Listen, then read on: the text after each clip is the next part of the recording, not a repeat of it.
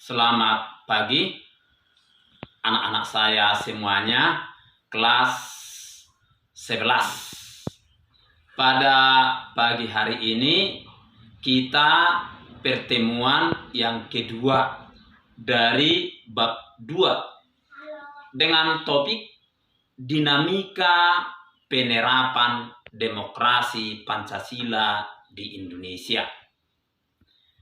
Nanti anak-anak saya paham bagaimana pilar-pilar demokrasi Pancasila.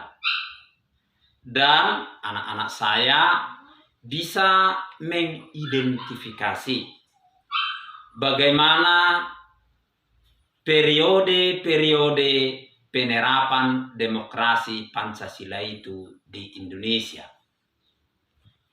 Kita tahu demokrasi Pancasila itu adalah demokrasi yang berdasarkan sila kerakyatan yang dipimpin oleh hikmat kebijaksanaan dalam permusyawaratan perwakilan, yang dijiwai sila ketuhanan yang Maha Esa, sila kemanusiaan yang adil dan beradab, sila persatuan Indonesia untuk mewujudkan keadilan sosial bagi seluruh rakyat Indonesia. 75 tahun Indonesia merdeka, sudah cukup tua. Dalam hal ini, penerapan dinamika demokrasi itu sungguh sudah banyak bervariasi dan beragam. Karena dampak atau pengaruh situasi berbagai hal. Tetapi yang utama, bagaimanapun nanti demokrasi itu kita terapkan, ada pilar-pilar yang menjadi pedomannya, yaitu harus berketuhanan. Demokrasi itu harus cerdas, berkedaulatan rakyat, harus rule of law, dan di dalam negara itu nanti ada pemisahan kekuasaan. Dan demokrasi itu harus menghargai hak asasi manusia. Dan di dalam negara itu harus ada pengadilan yang bebas dan merdeka. Dan dalam negara Indonesia nanti otonomi daerah OTDA itu harus selalu diperbaiki. Dan pada akhirnya nanti demokrasi itu mencipta kemakmuran. Biaya demokrasi banyak, tapi pada intinya nanti tujuannya bermuara kepada kemakmuran bangsa. Periode pertama, 17 Agustus 1945 sampai 27 Desember 1949. Ini babak pertama. Demokrasi kita di sini, pemerintahan kita sungguh masih dalam hal pembentukan. Kenapa? Saat itu penjajah belum mengakui kita merdeka. Barulah 27 Desember 1945 Belanda mengakui kedaulatan Indonesia di Den Haag, di Belanda, di konferensi meja bunder. Itu pun tak semua, Papua itu tak diakui Belanda dulu. Ya, inilah periode pertama. Yang kedua, 27 Desember 1949 sampai dengan 17 Agustus 1950. Dalam hal ini, Undang-Undang Dasar 45 tidak dipakai. Jadi dibuat KRIS, Konstitusi Republik Indonesia Serikat. Ini adalah kepentingan Belanda masuk di dalam. Indonesia saja dulu dibuat serikat. Ada 8 negara bagian. Dan demokrasi kita di sini adalah yang mengarah kepada Barat, Eropa liberal. Yang ketiga, periode 17 Agustus 1950 sampai 5 Juli 1959. Dalam hal ini, Indonesia sudah lepas dari penjajah, tapi kepentingan nasional kita belum mencapai sebuah konsensus yang sangat baik. Buah Undang-Undang Dasar sementara 1950, 1955 kita melaksanakan pemilihan umum 28 partai. Dan hasilnya ini tercipta DPR, Senat bergabung menjadi konstituante seperti MPR yang sekarang. Namun konstituante yang diamanati membuat undang-undang dasar yang baru gagal dulu. Gagal.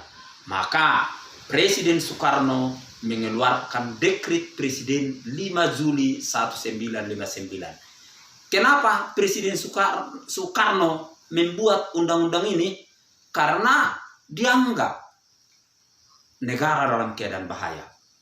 Demi kepentingan bangsa dan negara, maka Soekarno membuat dekret presiden.